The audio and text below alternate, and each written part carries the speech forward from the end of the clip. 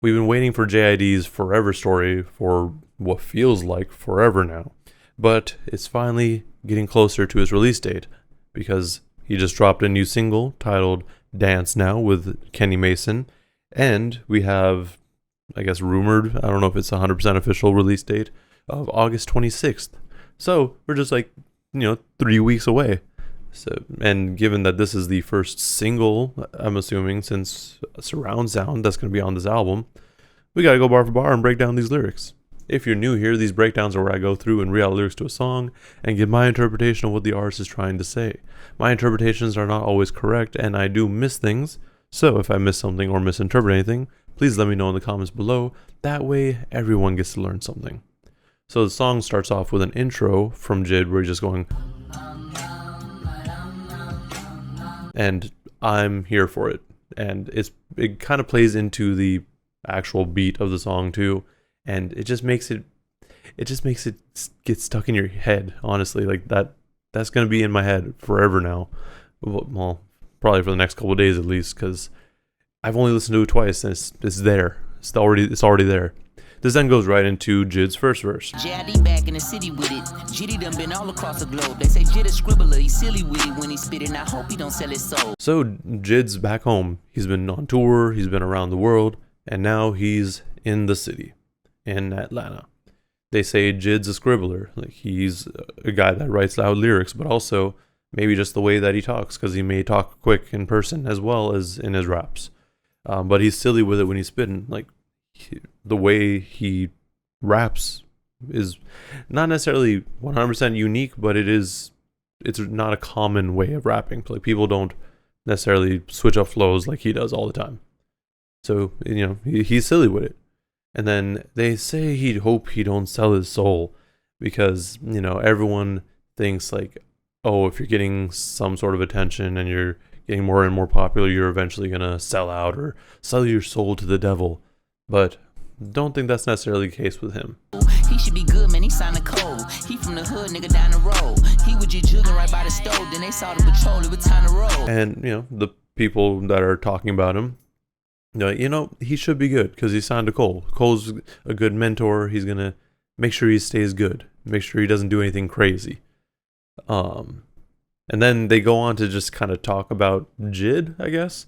Like, not necessarily as evidence that he won't sell his soul, or the reasons maybe he will sell his soul. I don't know, because the next line is he's from the hood, he's down the road, he was hustling right by the stove, like he was doing stove work. So maybe he would, but still, it's not 100% clear to me which way they're going. But then he says, saw the patrol, it was time to ride. So is that like they saw the police come up and they were like, all right, time to go? Or did they see other people that they just didn't really care for, and they're like, all right, we gotta go? Saw the patrol, it was time to ride. Motor running on Memorial Drive. Got a country cousin cruising with the black man Savannah at the Florida-Georgia line. So following that patrol line, they're like, all right, we saw the patrol, it's time to ride. We're gonna go out. We're gonna do something, I guess. They're just riding around on Memorial Drive. You got a country cousin cruising with a blind man. I don't really know what that means or what that's a reference to, but I mean, JID's not the type of person to just kind of say things like that. It could be an Outkast reference simply because of the Savannah line and the West Savannah song. But I'm just drawing a blank right now. Got a couple family members in Atlanta, not Atlanta. We let on Moretta decide. They just gon' let that Beretta fly, cause you niggas bugging, spray pesticides. So he's got a couple family members in Atlanta, but maybe not actually Atlanta, because how Amaretta put out that track saying like not everyone's actually from Atlanta, they just saying it. But he's like, all right, I'll let you decide. And then his family are just gonna let the Berettas fly. So that's in like opposition of that. I don't know if that's necessarily a shot. It's just something to bring up since you're saying someone's name. But he could also just be saying, like, going into the next line, like, they're just gonna let that Beretta fly because y'all bugging, y'all doing too much, and these bullets are like pesticides to get rid of you bugs. Me and the bros, no extra guys, and they moving weight, there's no exercise. We could pick a date to come stretch you out, only showing muscle when it's flexing time. It's me and the bros, no extra guys. They're not bringing a whole lot of people with them. It's just him and his bros, just a couple of dudes. And I guess him and his friends or his homies, his bros, they're moving weight. It's not an exercise. Like, this is their work. They move in, whatever they are moving. And then they're like, we can try to fit you in our schedule. We could pick a date to come stretch you out because we only show muscle when it's time to flex. So muscle being like guns, just being aggressive in general, like coming after people, or like they showing off when they want to flex and be flashy. You can see the hustle, you can recognize. Overcame struggle when the devil tried. Let me bear it all when I'm telling God. You know I'm a rant when I talk to JID. You could see the hustle, you could recognize. So maybe that is kind of following like actual like flexing on people. Overcame struggle when the devil tried. The devil tried to get in. He may have sold his soul to the devil, kind of going back to that. But he overcame that struggle. Like, he got past it. And let me bear it all when I'm telling God. Like, let me just, whenever the time comes, whenever he needs to talk to God, he's going to just put it all out there. He's going to tell him everything. I'm a rant when I talk to Jah. So kind of a play on a few things here, because let me bear it all is because Ja Morant's from the Grizzlies and Ja Morant, but also Jah is like another like synonym or word used for God. I'm sure there's another thing in there with the Morant, but I can't remember, or I can't pick it up right now. Next, we have the pre-chorus from JID, where he has a really weird vocal inflection, but I like it. Or, well, it could also be Kenny Mason, but the lyrics say it's JID. Nigga said that I can't, damn lie, ain't dapping no hand. Sanitize, don't slide on your man. Landslide, there's a 9 in my pants. Hand cock. He's like, y'all said I can't. That's a damn lie. I ain't dapping up with you because I don't know where your hand's been. We got to sanitize. And then we gonna slide on your man. Like, we gonna come after him with like a landslide. And he's got a 9 in his pants. He's ready. His hand's cocked. You gon' try to recant, you can now. I can step on the ant pow. I'ma shoot at the ground. Dance now. Dance. And this is where the title of the song comes from. Dance now. It's like, you gon', when we pull up, you're gonna try to, be like, oh no, my bad, I didn't mean to do any of that, and then I'm shoot at the ground. I'm gonna make you dance. This then goes into the chorus from Kenny Mason.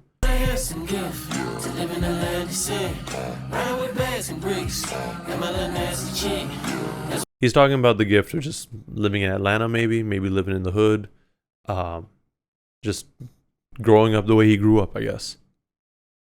Because, he ran up with bags and bricks. Like, you had to hustle, you had to do your thing.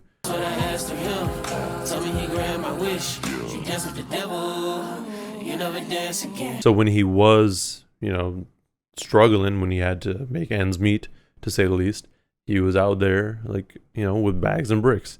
And he's like, yo, grant my wish to someone. And the person that responded was the devil. So he ended up dancing with them. Then we have a little bit of a post-chorus, which just goes dance now. And then a second verse from JID.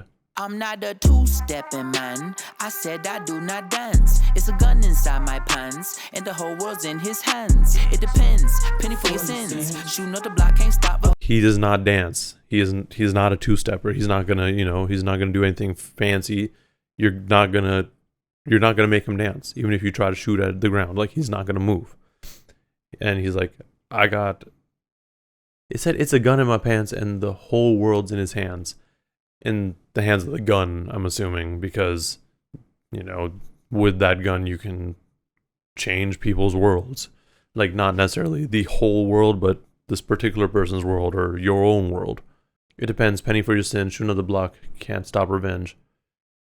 And yeah, if you think about it, if you have to go, or if you're trying to get revenge, you may use that gun and change a lot of people's worlds, or even your own world, because if you get caught, you might either get killed or you be in jail forever. Like, there's so many things that it could be. Nappy dreadlocks like a Rasta man. What the story ends in a pop. Mama said the Messiah's in moccasins, trying to say the kids in them apartments. Every dreadlocks like a Rasta man. Other than Rastafarians typically having dreadlocks, I'm not too sure where he's going with that.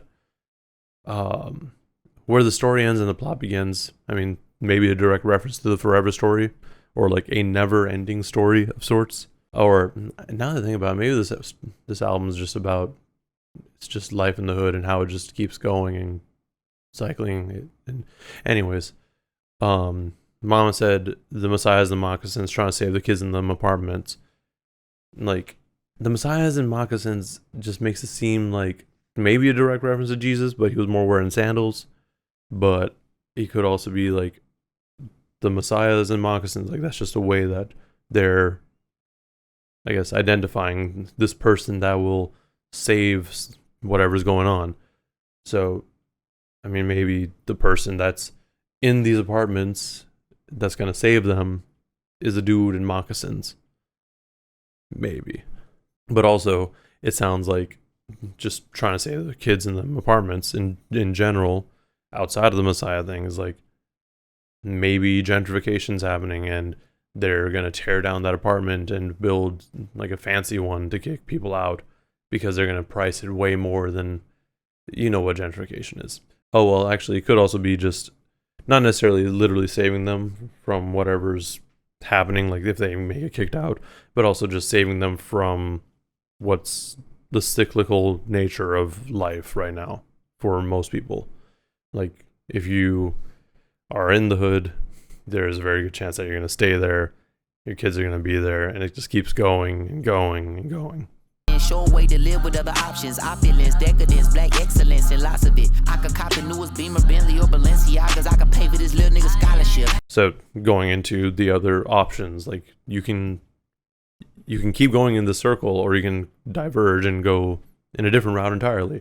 Like, there's other options. There's opulence, decadence, black excellence, and there's a lot of it. And then he kind of relates it to where he is now. He's like, yo, I'm doing so well. I could buy the newest Beamer. I can buy some Bentleys, Balenciagas. I can even pay for someone's scholarship.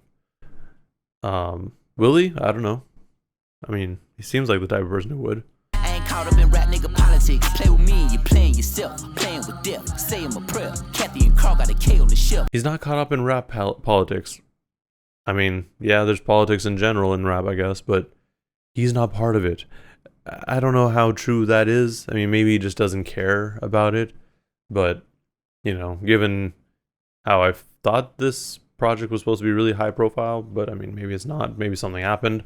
Maybe he didn't want to agree to what's happening. Only reason I say it's high profile is because I could have sworn no idea was related to it, but I could be thinking of something else. But he's basically saying, like, I don't deal with the politics because if you play with me, you're playing yourself. Like, I don't do none of this. Like, you can waste your time, waste your breath, and try to get me to do something else, but nah, that ain't me. And then Kathy and Carl got a KO the ship. I don't know that reference at all. I'm in DeKalb County, you'll be carrying catering chef, cooking up another plate of the best. Me and Crystal got it popping like it's Crisco, fried chicken, I'm licking her thighs. He's in Atlanta. He's like, there's like chefs there. They're cooking up. They're doing whatever they need to do. They're cooking up another plate of the best. Like, this is another great song from JID and Cristo. And Cristo, they both got it popping like it's Crisco, like the oil. And that goes right into the fried chicken bit. Then I put my face in her breast. I took a drive, my plug on the west side of Atlanta. He known to finesse guys with a hammer on Hamilton headshots. So then he went to the west side, you know, to hit up his plug. And his plug is known to finesse guys with the hammer, like his gun. On camera, though, 10 headshots. I don't know what that means. So, I mean, I don't think he's literally killing people, because that doesn't seem very smart of him if he's killing his clients. I mean, he could be killing other dealers, maybe, but he could also just be, like, betting. And he's like, all right, cool. So I'm going to, like, trying to get a deal for someone, and he just finesses them. On the camera, knock out a dreadlock. That's a felony charge. He called the F. Niggas corner the A and get X'd out. But I only been here because I'm trying to help. Only one you can help is yourself now. So so he's still on camera. You see him on this camera knock out a dreadlock. So assuming going back to the previous line, could be a Rastafarian. That's a felony charge, yeah, because you killed someone on camera. You caught an F. I mean, that's yeah, it's a failure. Dudes come to the A and get X'd out. Like F being like fail, A being Atlanta, but also A grading, and X'd out. I mean, yeah. But he's only here because he's trying to help, and the only one that you can help is yourself now. So maybe it sounds like he's giving up on fixing things in Atlanta. Maybe he's like, you know what, it's too late. This then goes back into the same pre-chorus and chorus. And then we get a little bit of an outro where it's just apparently Kenny Mason and Jesse Royal just talking about how life's a journey, not a destination. Be positive. And then they end with like the love of the creator that will help us rise out of these sadistic situations. Basically, getting into the end of the whole song, it sounds like the main thing is all these negative things that we do sometimes, it's the devil's work, but we gotta look to God and look for positive outlooks and just another solution, essentially. Like, it's not necessarily super over the top and beating you over the head with this religious imagery, but it's there to an extent. But I think the biggest thing is it's more of an idea, like the devil being these negative thoughts, these things that we feel like we have to do because it may be like an easy out, but when you go into it, like, and when you think about it or like take a step back, like you can realize like, no, maybe there's another way to do stuff. Maybe we don't have to just go wild. Maybe we don't have to just go out and get revenge. Maybe we can, find another way out. And that kind of goes into the whole like cyclical cycle of, well, that's it. Yeah. The cycle of just living in the hood. Like, more often than not, like I said, you're gonna be like, if you're there, it's very hard to get out. So your kids are gonna go through the same things that you are. Now, obviously, not everyone wants that. Like, people generally want the best for the next generations, so they try to fix things, and that's where that Messiah in moccasins comes into play. Like, this is someone who's out there trying to, teach the youth. Like, there's other ways around it. Now, overall, I did enjoy the song, and now that I get more into it, I mean, it's cool. Like, it's a cool idea and cool concept, like what they're trying to get across, and assuming that is what they're trying to get across. I am interested to see how the rest of the album sounds now, though, because with this song and surround sound, we have JID essentially talking about similar things. Like, there's all these negative things going on, like him talking about his life, his past, all these things that he had to do to, just get by. So is that more what we're going to get? Is it going to be a little more personal than this? I don't know. I guess we'll just have to wait and see.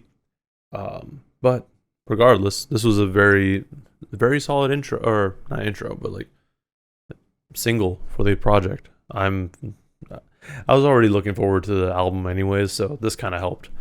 There is a video for it. It hasn't released at the time of me recording this breakdown, so I'm sure that will help make a lot more things make sense, because JID tends to do pretty well with videos. He puts a lot of imagery in there, so we'll have to wait and see on that. With all that said, though, like I said, it was enjoyable. I will continue to listen to this, and I can't wait for the album. But yeah, that's all I got. Let me know in the comments below what you thought of this track, this breakdown, if I missed something or misinterpreted anything. And while you're down there, like and subscribe if you want to see more content like this. Thank you for watching, and please stay safe out there.